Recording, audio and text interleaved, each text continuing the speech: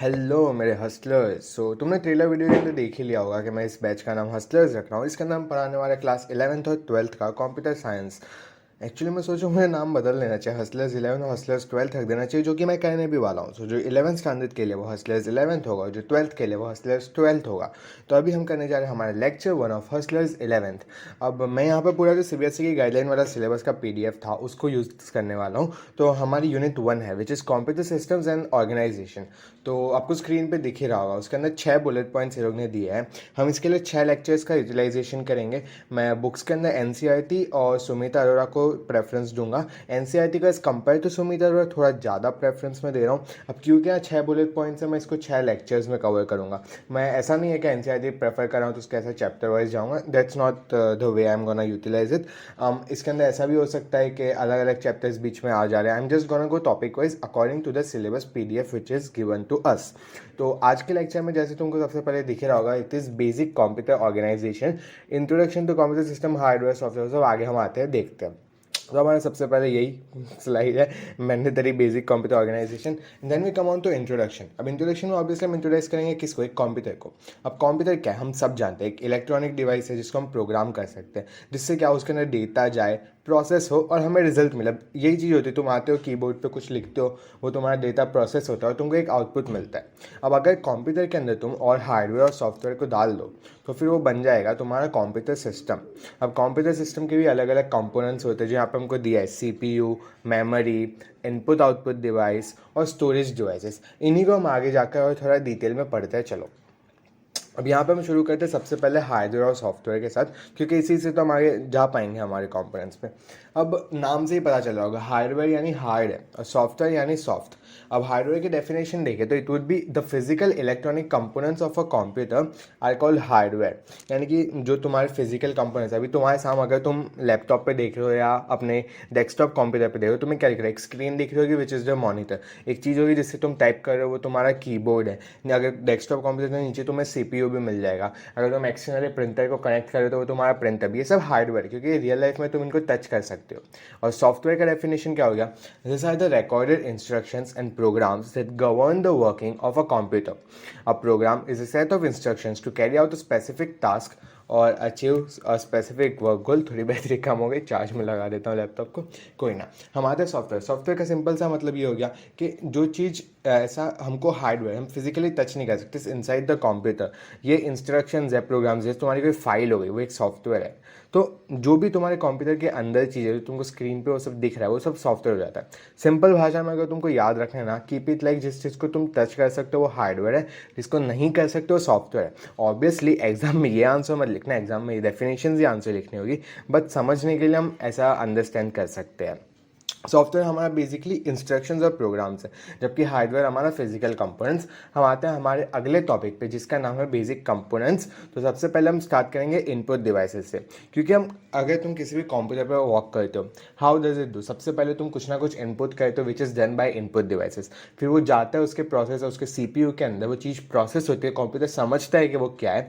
अगर उसमें से कुछ स्टोर करना हो प्राइमरी मेमोरी में डालता है, अगर ज़रूरत पड़ी तो उसको सेकेंडरी मेमोरी में डाल देता है। And then we go on to our output devices, जिससे हमको चीज़ें दिखती है।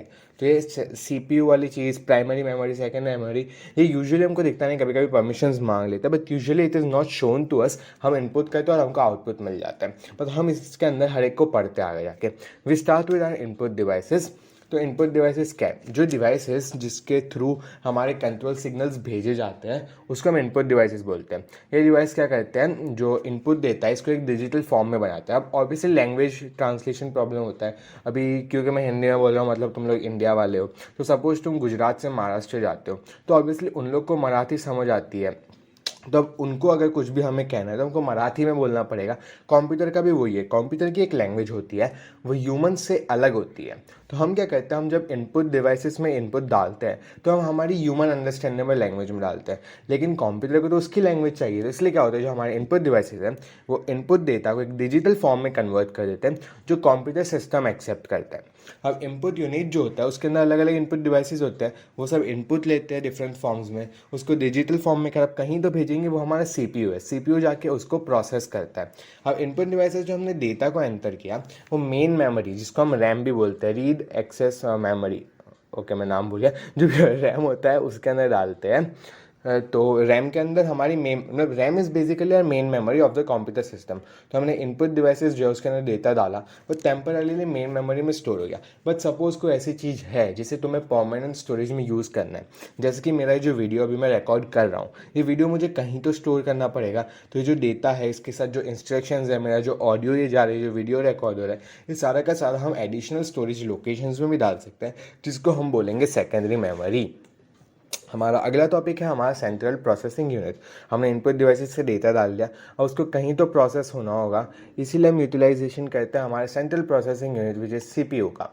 अब वो क्या है, वो एक इलेक्ट्रॉनिक सर्किटरी कंप्यूटर का जो एक्चुअली प्रोसेसिंग करता है। प्रोसेसिंग यानी अभी तुमको क्वेश्चन दिया तो तुम उसको जब दिमाग में प्रोसेस करते हो तो तुम्हारा दिमाग कुछ तो प्रोसेस कर रहा है। तो बेसिकली कंप्यूटर का जो दिमाग है वो हमारा सीपीयू है, इसीलिए उसको ब्रेन ऑफ द कंप्यूटर भी बोला जाता है। इधर हमारी एक्चुअल में प्रोसेसिंग होती है। इसको दूसरे नाम भी दिए गए विच इज़ प्रोसेसर और माइक्रो प्रोसेसर्स। तुम अपने लैपटॉप्स में देखते होगे, कंप्यूटर्स में देखते होगे, इनके अंदर भी प्रोसेसर होते हैं, जैसे इंटेल का प्रोसेसर हो गया, i3 i5, तुमने सुना ही हो गया। तो वही अलग अलग प्रोसेसर्स एग्जिस्ट करते हैं। They are basically central processing unit, उसके अलग नाम है बस। प्रोसेसर, माइक्रो प्रोसेसर और सीपीयू ये सब सेम चीज़ है। अब सीपीयू को इंस्ट्रक्शंस दी जाती है और डेटा भी प्रोग्राम्स के थ्रू। सीपीयू इन प्रोग्राम्स को लेता है और फिर डेटा जो होता है मेमोरी से उसको लेता है, एरिथमेटिक और लॉजिक ऑपरेशंस लगाते हैं जैसे उसके इंस्ट्रक्शंस मिले हैं उसके हिसाब से, और रिजल्ट को बाद में वापस मेमोरी को भेज देता है। अब प्रोसेस करते वक्त सीपीयू जो है वो डेटा को, इंस्ट्रक्शंस को भी एक लोकल मेमोरी में स्टोर करता है, जिसको नाम दिया गया है रजिस्टर्स। तुमको स्क्रीन पे दिख ही रहा होगा। अब रजिस्टर्स जो है वो सीपीयू चिप का एक पार्ट है। वो साइज में और नंबर दोनों में लिमिटेड होते हैं एंड हम डेटा को स्टोर करने के लिए अलग अलग रजिस्टर्स का यूज़ करते हैं। अगर हमको इंस्ट्रक्शंस, फिर इंटरमीडिएट रिजल्ट्स, लाइक अब सपोज मैं तुमको एक क्वेश्चन देता हूँ विच इज़ 36 × 5। अब यूजुअली अगर कोई अच्छा स्टूडेंट होगा और 36 × 5 को इस तरह से मल्टीप्लाई करेगा, वो पहले 30 × 5 करेगा और फिर 6 × 5 करेगा और दोनों को ऐड कर देगा। तो इसमें तुम नोटिस करो तो मैंने 30 × 5 किया तो 150 मिलता है, 6 × 5 किया 30। तो ये इंटरमीडिएट रिजल्ट से ये हमारा फाइनल आंसर नहीं है। तो सीपीयू भी जब ऐसे कुछ ना कुछ प्रोसेसिंग करता है तो ये जो 150 और 30 वाला हमारा इंटरमीडिएट रिजल्ट्स थे, इसको खुद की लोकल मेमोरी, जिसको इसने रजिस्टर्स नाम दिया है, उसमें स्टोर करता है। जो फाइनल आंसर 180 है उसको बाद में जाने देगा अपनी प्राइमरी या सेकेंडरी मेमोरी में। वह जो बीच में हमको आंसर मिला था, 150 मिला था, 30 मिला था, उसको लोकल मेमोरी में ही रखेगा, जिसका नाम है रजिस्टर्स। ये सीपीयू चिप का ही पार्ट होता है। अब यहाँ पे हम सीपीयू के भी दो कंपोनेंट्स होते हैं उनको पढ़ते हैं। पहला होता है एरिथमेटिक लॉजिक यूनिट, जिसको शॉर्ट में एएलयू बोला गया है, और दूसरा होता है कंट्रोल यूनिट, जिसको हम सीयू बोलते हैं। अब एरिथमेटिक लॉजिक यूनिट तुमको नाम से ही पता चल रहा है, एरिथमेटिक और लॉजिक।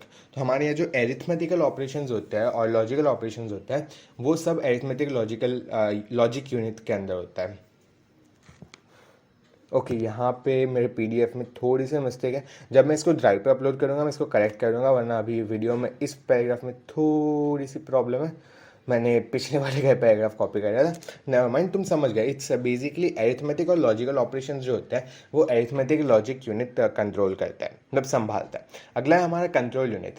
कंट्रोल यूनिट क्या कहता है, जो इंस्ट्रक्शन का एग्जीक्यूशन होता है, फिर जो इंस्ट्रक्शन है उसको समझना, गाइड करना, वो सारा काम कंट्रोल यूनिट का होता है। जैसे कि तुम नोटिस करो एक स्कूल का स्ट्रक्चर लेते हैं, एक प्रिंसिपल होता है, अंदर टीचर्स होते हैं, तो जो सारे काम वाम होते हैं, पढ़ाना वो सब होता है, वो सब टीचर्स संभालते हैं। सो हमारे टीचर्स जो वो एरिथमेटिक लॉजिक यूनिट है, वो सारे ये ऑपरेशंस करती है, लेकिन उनको कोई तो कंट्रोल करता है। इंस्ट्रक्शन को एग्जीक्यूशन यानी इंस्ट्रक्शन को पहले इंटरप्रेट करना वो प्रिंसिपल करता है कि बच्चों की ज़रूरत क्या है, उनको कौन सा भी सब्जेक्ट पढ़ना है, और फिर वो इंस्ट्रक्शन को एग्जीक्यूट करता है टीचर्स को देकर, टीचर्स को गाइड करता है उनका डेटा फ्लो को, उनको अभी कौन सी क्लास को जाके पढ़ाना है।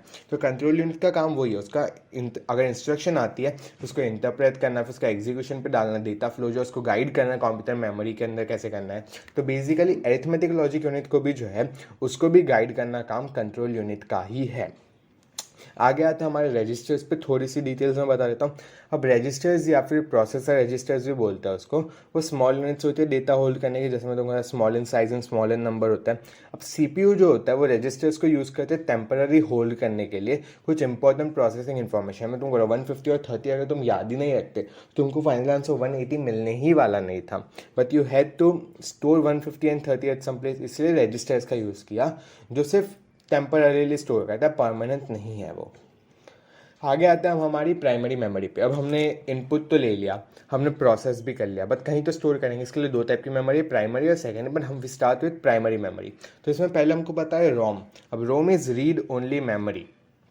तो ये तो नॉन वोलेटाइल होता है, ये सब हम बचपन से पढ़ता है। तो रोम क्या है, नॉन वोलेटाइल है, मतलब उसके अगर तुम्हारी पावर चली गई, जैसे अभी मेरी बैटरी लो आई थी, तो अगर मेरा लैपटॉप बंद हो जाता, फिर भी अगर मैंने कुछ सेव करके रखा है प्राइमरी मेमोरी में, which is like read only memory, तो वो मेरा नॉन वोलेटाइल है, यानी कि इरिस्पेक्टिव ऑफ मेरी बैटरी चली गई, पावर चली गई, वो नहीं जाएगा। तुम डेस्कटॉप कंप्यूटर यूज़ कर रहे हो तो वो तो लाइट से चलता है, अगर इलेक्ट्रिसिटी चली जाती है स्टिल इट वुड स्टे और उसके कंटेंट्स लॉस्ट नहीं होंगे। अब उसको स्मॉल की तरह यूज़ करा जाता है, लेकिन ये फास्टर परमानेंट स्टोरेज है सामान के लिए।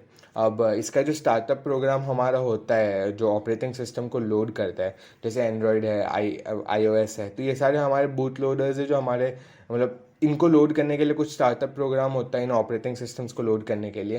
तो ये प्राइमरी मेमोरी में होता है, उसको रोम में स्टोर किया जाता है। मैं एग्जांपल देता हूँ, अगर तुम नया फ़ोन लेते हो, जैसे मेरा जो फ़ोन है रेडमी नोट 9, उसकी स्टोरेज 128 GB है, बट जो स्टोरेज को मैं एक्सेस कर सकता हूँ इट इज़ जस्ट 104 GB।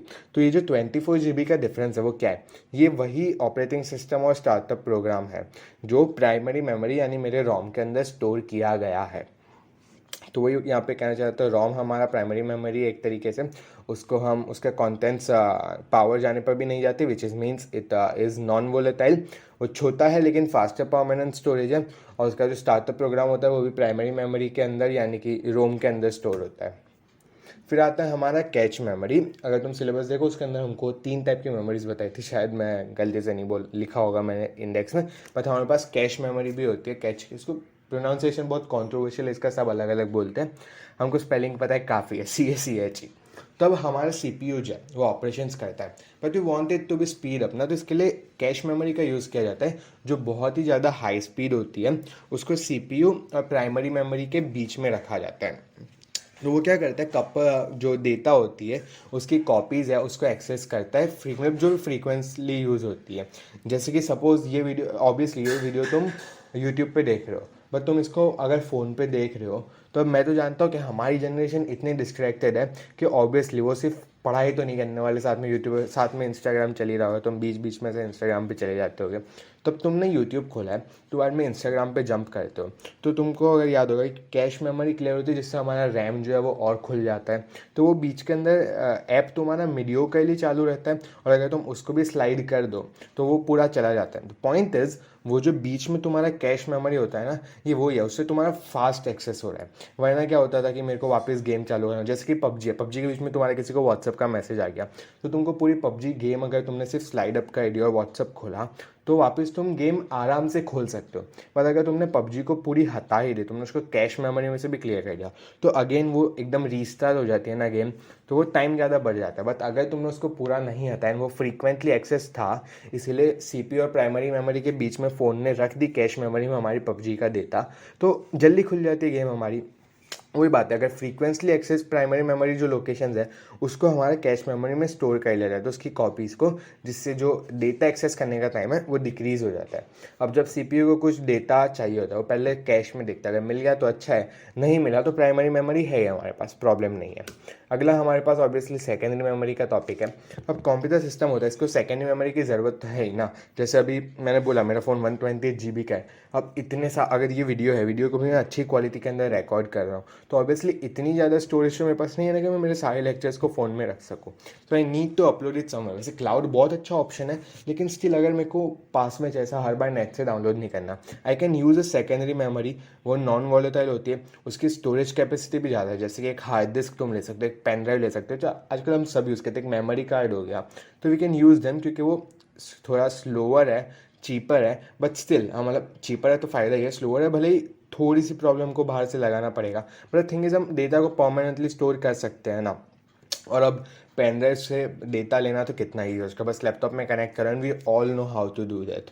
सो एक सेकेंडरी मेमोरी का मीनिंग है जो तुम्हारे अंदर कनेक्टेड नहीं है तुम्हारे लैपटॉप कंप्यूटर फ़ोन के साथ, वो एक्सटर्नली तुम लगाए, तो जैसे कि पेन ड्राइव हो गया, हमारा हार्ड डिस्क हो गया, ये स्लोअर होती है और चीपर होती है मेन मेमोरी के कंपैरिजन के अंदर।